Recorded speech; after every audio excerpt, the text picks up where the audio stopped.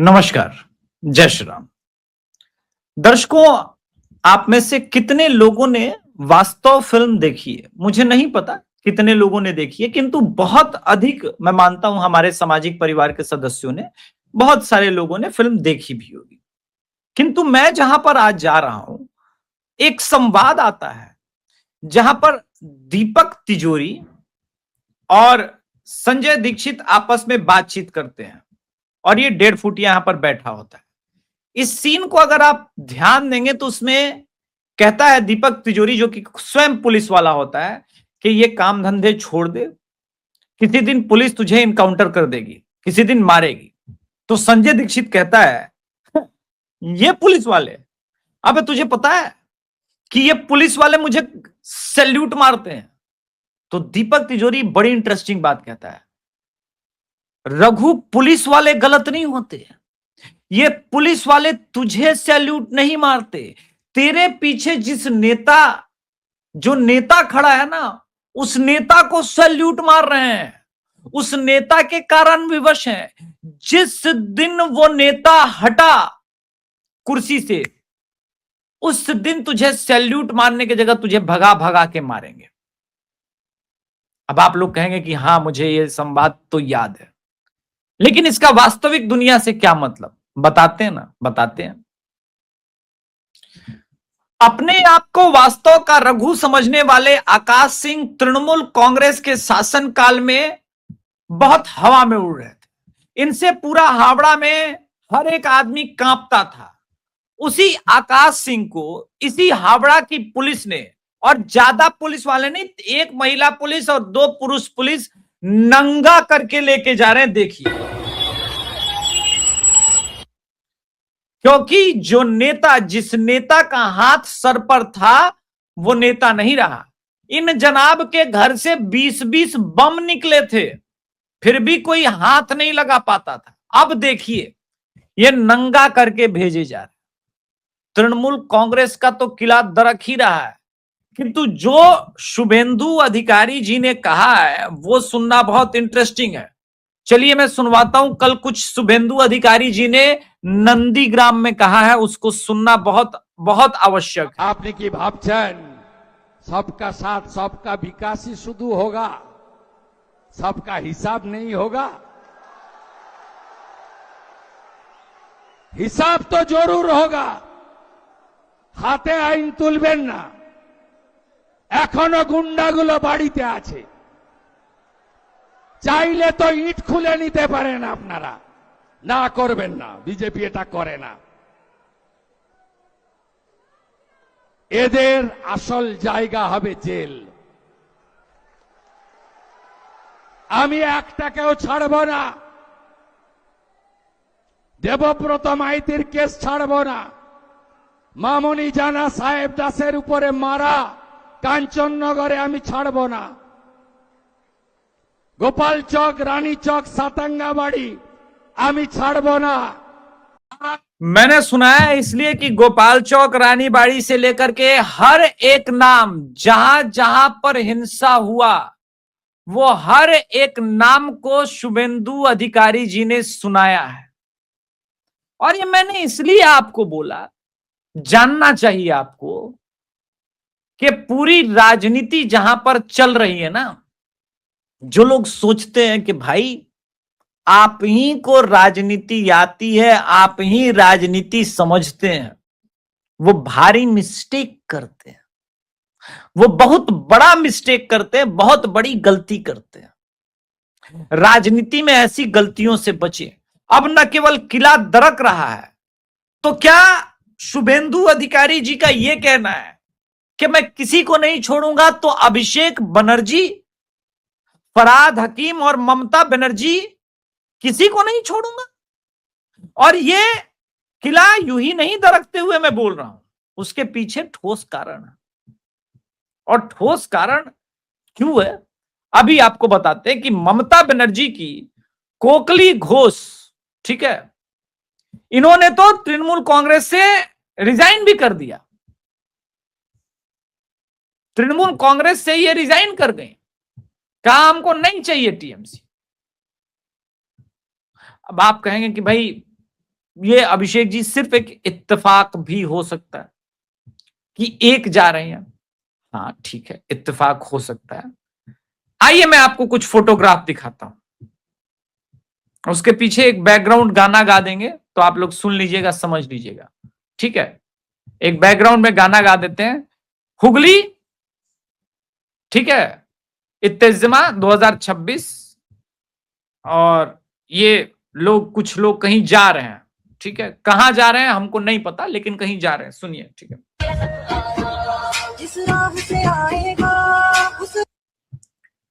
तो भाई ये जा कहां रहे हैं? एक्चुअली ये गाना गलत बज रहा था बैकग्राउंड में, उधर का वीडियो है। गाना एक्चुअली देखिए, बोरा बिस्तरा लेके जा रहे हैं, पोटला वोटला सब लेके जा रहे हैं, तो गाना बजना चाहिए चलो रे डोली उठाओ कहां पिया मिलन की रुत आई। और ये पिया मिलन की रुत यूं ही नहीं आई है, पिया मिलन के रुत आने का कारण इन लोगों को ये आज तक था कि टीएमसी कभी जाएगी नहीं, छापा वोटिंग का पैटर्न कभी नहीं जाएगा, हम कभी हारने नहीं देंगे, और जब तक मुसलमानों का वोट मिलेगा तब तक टीएमसी हारेगी नहीं। लेकिन मुसलमानों का वोट नहीं मिला, मुसलमानों का वोट नहीं मिला ना। कल ही जब फाल्ता का रिजल्ट हम लोग एक्सप्लेन कर रहे थे तो हमने देखा कि मुसलमानों ने तृणमूल कांग्रेस का साथ छोड़कर के लेफ्ट का दामन थाम लिया, कांग्रेस का दामन थाम लिया। 2 मिनट नहीं लगा मुसलमानों को टीएमसी का हाथ छोड़ने में।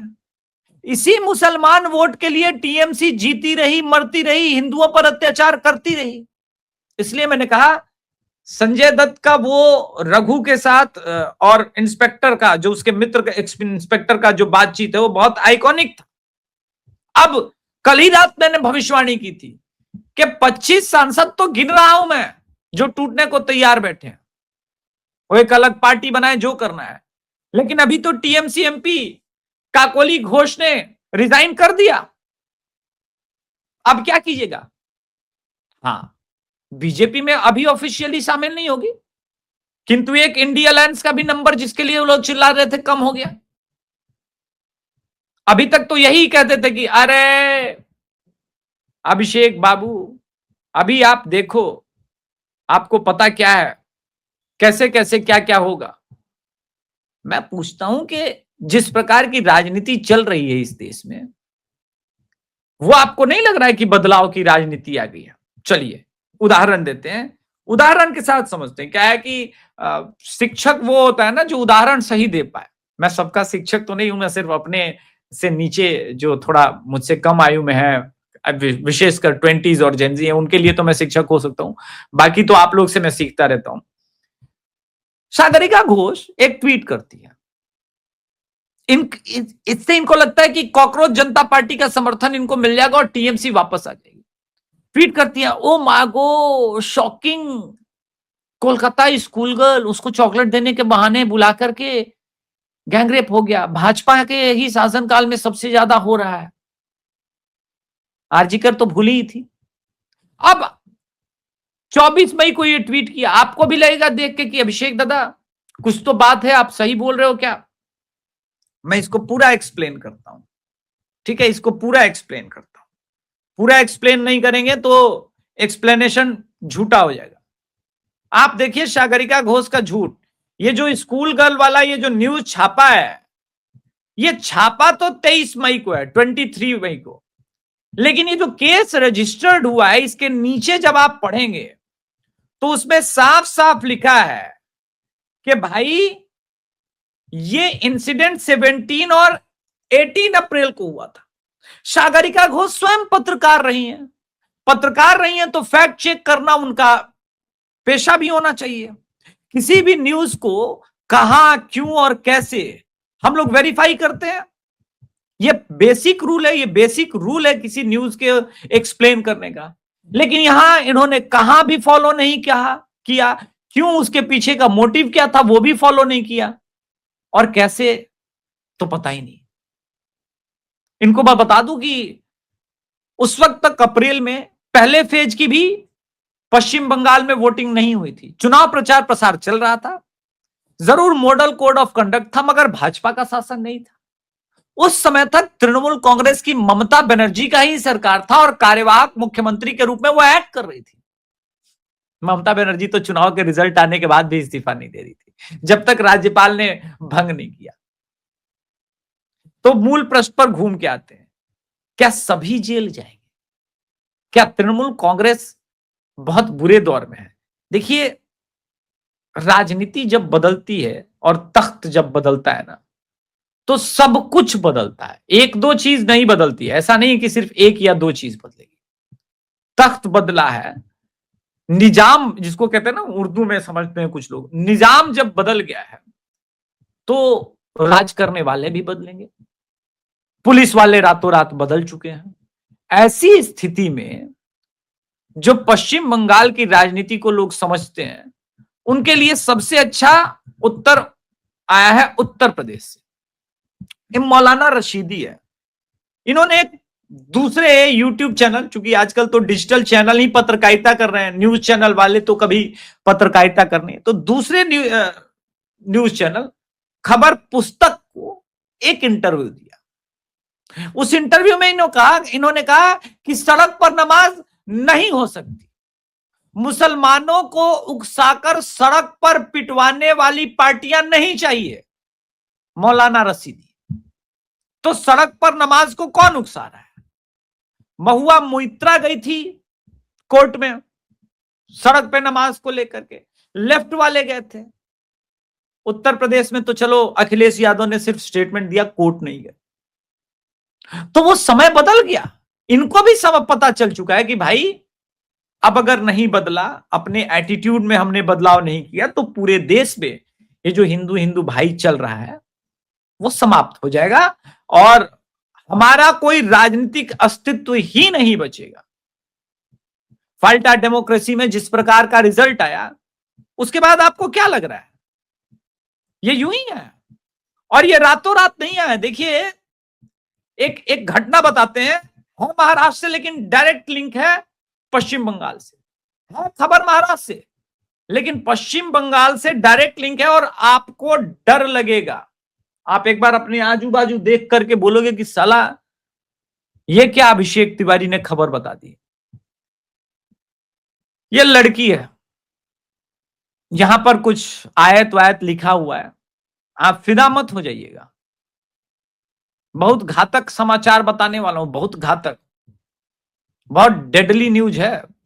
बांग्लादेश की नागरिक रूबी शेख अपने बच्चों रियाज शेख, मोनी शेख और बन्ना शेख के साथ अवैध रूप से भारत में इंटर होती है।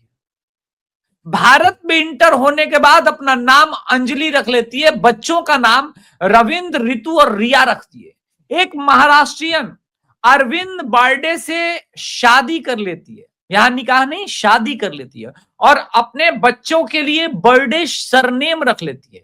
इसके बाद उन्होंने दस्तावेजों का, फर्जी दस्तावेजों का प्रयोग करके खुद को बांग्लादेश से बंगाल से होने का दावा किया और भारत का आधार कार्ड, वोटर आईडी कार्ड और पासपोर्ट तक हासिल कर लिया। बच्चों में से एक रिया उर्फ बन्ना शेख भारतीय पॉर्न एप्स पर एडल्ट स्टार बन गई है। क्या? एडल्ट स्टार बन गई है, जो एडल्ट फिल्मों के बीच में बड़ी मशहूर थी। मीडिया रिपोर्ट्स के अनुसार उन्होंने राज कुंद्रा के लिए भी काम किया। रिया उर्फ बन्ना शेख को पुलिस ने अरेस्ट कर लिया, लेकिन यह गिरफ्तारी पुलिस की अपनी जांच के कारण नहीं हुई। यह पता है ये क्यों एक्सपोज हुआ? क्योंकि गलती से बन्ना शेख ने अपने एक दोस्त को गलती से बता दिया कि वो तो वास्तव में बांग्लादेशी है और उसके दोस्त ने पुलिस को जानकारी दे दी। ये हिंदू एकता का मिसाल है। ये हुआ और आप इस कारण से पकड़े गए। ऐसे लाखों बांग्लादेशी मेड नौकरानी नोएडा में, गुड़गांव में और दिल्ली में हिंदू नाम के साथ रह रही है। उनकी आइडेंटिटी के चक्कर में मत पड़िएगा। पूर्णिया में ये मैं बहुत पहले से देख चुका हूं, जान चुका हूं। वो बहुत अच्छे से हिंदू नाम अडॉप्ट करना जानती हैं, क्योंकि आप देखिएगा कभी पूर्णिया, कटिहार और ये किशनगंज वाला जो रूट है, फारबिसगंज वाला, ये जो पूरा एरिया है, ये लोग बहुत इजीली आ जाते थे और हिंदुओं से मिलते थे तो नाम वगैरह पूछ के उनको आइडिया हो गया है टाइटल के साथ। ठीक है, इस बात को ध्यान रखना है।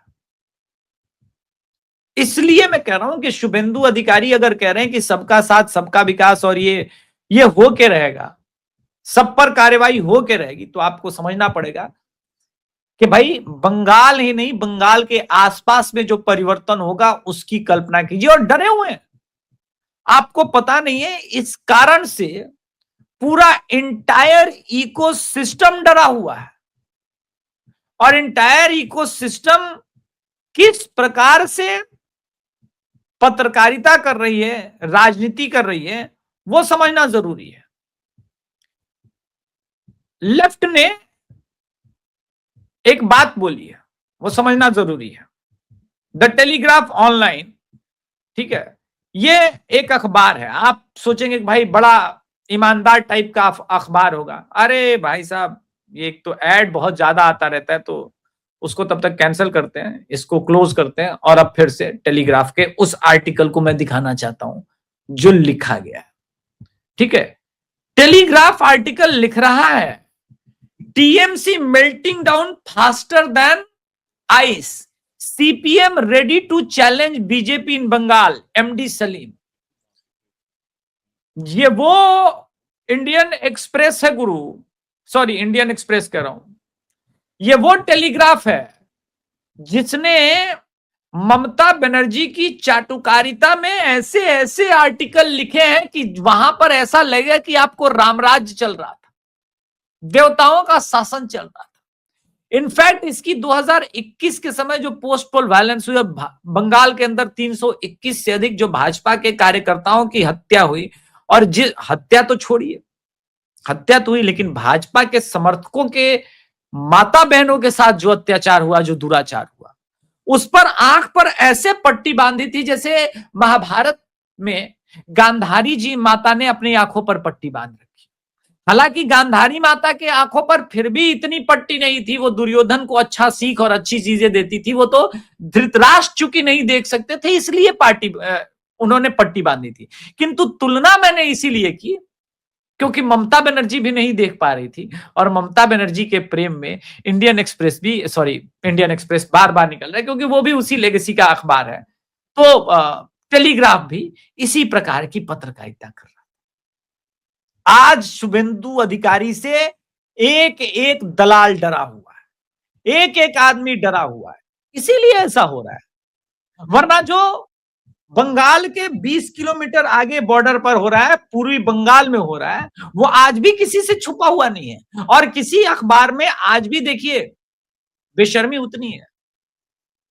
बांग्लादेश के कुरीग्राम से ये बीएनएस पार्टी के लोग जिस प्रकार से हमारी देवी देवताओं को अपमानित करने वाला फोटो का शूट किए हैं, आपको क्या लग रहा है? भारत के अंदर भी वैसे कुछ सजा नहीं होती, क्योंकि ऐसे तो हजारों इंसिडेंट है, और कहा जाता है ये लोग मानसिक रूप से विकलांग है। अरे सर, मानसिक रूप से एक नहीं, पूरी की पूरी कौम विकलांग है। राजदीप सरदेसाई को आज चिंता इसलिए हो रही है, और कह रहे हैं कि भाई एक नई प्रकार की पॉलिटिक्स का आगाज हो रहा है भारत की राजनीति में। आपको बता दूं कि राजदीप सरदेसाई बहुत चिंतित हैं। राजदीप सरदेसाई को लग रहा है कि भाई बंगाल बचे ना बचे, देश बचाना जरूरी है, और देश बचाने के लिए जिस प्रकार की पत्रकारिता मुझे करनी चाहिए, जिस प्रकार से मैं कांग्रेस के पेरोल पे रहा हूं, अगर मैंने ये सब सारी बातें नहीं लिखी, इस प्रकार की पत्रकारिता नहीं की, तो भाई मेरा कांग्रेसी कहलाने का सर्टिफिकेट कैंसिल हो जाना चाहिए। अब आप कहिएगा कि अभिषेक जी आप ये इस प्रकार की बातें क्यों कह रहे हैं? उसका कारण है, मेरे पास सॉलिड एविडेंस है। पहले इसको सुनते, ये कल्याण बनर्जी है, वो राजदीप सरदेसाई वाला इसके बाद मैं दिखा दूंगा। पहले कल्याण बनर्जी को जरा सुन लेते हैं, ठीक है? क्योंकि जो 4-5 लॉयल टीएमसी के अभी बचे हुए, उनमें से एक यही कल्याण बनर्जी है, ठीक है? आप सुनिए पुलिस वालों के लिए क्या कह रहे हैं। আপনি শুভেন্দু অধিকারী আপনাকে লাইনে দেয় না, মনে রাখবেন এই কথা। আপনাকে শুভেন্দু অধিকারী মাইনে দেয় না। আইন অনুযায়ী কাজ করো। मैं अंग्रेजी में पढ़ के बताता हूं, बंगला में बहुत सारे लोग समझ नहीं पाएंगे। I have immense respect for our police personnel, especially as the son of a police officer myself. However, I would like to remind them their duty to uphold the law integrity. वही तो कर रहे हैं। अभी देखा नहीं क्या, एक को नंगा करके जो लेके जा रहे थे, जो बम वम रख के चलता था, अभी देखा नहीं क्या कैसे कैसे नंगा किया है, उल्टा नंगा करके मारना का नहीं देखा क्या? देखना चाहिए था। इसी प्रकार से एक देवांदु भट्टाचार्य एक्स टीएमसी एमएलए हैं, इन्होंने भी शुभेंदु अधिकारी को चैलेंज किया था। ये नाम मैं आप लोग को इसलिए याद दिला रहा हूं क्योंकि आने वाले कुछ ही दिनों में आप इनको देखेंगे, मम्मी मम्मी पापा पापा हमसे गलती हो गई, भारी ब्लंडर हो गया, एकदम मिस्टेक हो गया, ऐसा बोल के सुनते हुए। इनको भी सुनवाते हैं। আমরা শুভেন্দু বাবুকে বলছি আপনি ক্যাম্প করে চন্দ্রকোনায় 7 দিন থাকুন রোডের ওপর, আপনি তারপরেও যদি শালবনী বিধানসভায় তৃণমূল কংগ্রেসকে হারাতে পারেন আমার নামে আমি কুকুর পুষবো, গ্যারেন্টি দিলাম। জান আয় আয় দেবাংশু আয়, এই দেখো দেবাংশু এসছে, দেখ देखो ऐसे बेइज्जती बंगाल की जनता कर रही है। तुम्हारे नाम पे कुत्ता पाल भी लिया, क्या बात कर रहे हो? तुमको क्यों ऐसा लगता है कि ये नहीं हो सकता? आज जो कह रहे हैं लोग ना कि नया नॉर्मलाइजेशन हो रहा है, अब मैं आता हूं वो राजदीप सरदेसाई के वीडियो पे।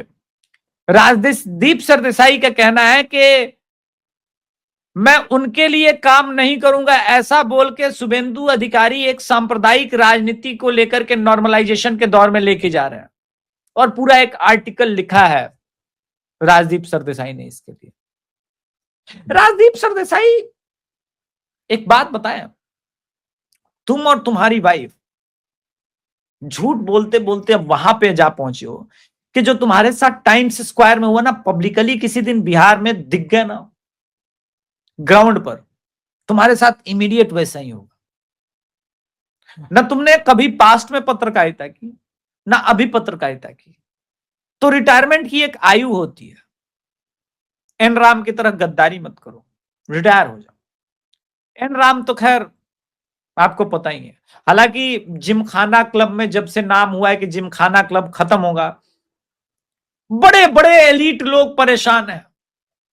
बड़े बड़े एलीट लोग कह रहे हैं कि मोदी ये क्या किया, हम कहां जाएंगे, हमारे लिए जो चिट आता था उसके हिसाब से कार्य करने को बोला जाता था। राफेल का मुद्दा उठाओ, बड़े लेवल पर उठाओ, ये जो आदेश आते थे कहां? उसी जिमखाना क्लब के मेंबर है Rahul Gandhi, by the way. Rahul Gandhi उसी जिमखाना क्लब के मेंबर है, और आदेश मिलता है भैया किसान आंदोलन के नाम पे कैसे करना है, शाहीन बाग आंदोलन के नाम पे कैसे करना है, कैसे जुडिशियरी के साथ खेलना है, वो सारे मेंबर्स उसमें अवेलेबल है। खान मार्केट गैंग नहीं, डीप स्टेट का एक बहुत बड़ा क्लब जो अंग्रेज खोल के गए थे, वो बंद हो रहा है, शटर बंद हो रहा है। चिल्लाइए रोइए, जितना रोना है रो लीजिए, किंतु कुछ लाभ नहीं मिलने वाला, क्योंकि राजनीति में एक रूल है, एक नियम है। रूल ये है भाई साहब राजनीति में, जिसके बारे में आप लोग को पता नहीं है कि समय का चक्र बदलता है तो अच्छे अच्छे बदल जाते। आज के संस्करण में इतना ही। धन्यवाद। जय श्री राम, हर हर महादेव। कृपया चैनल को सब्सक्राइब कीजिए, वीडियो को लाइक कीजिए। धन्यवाद।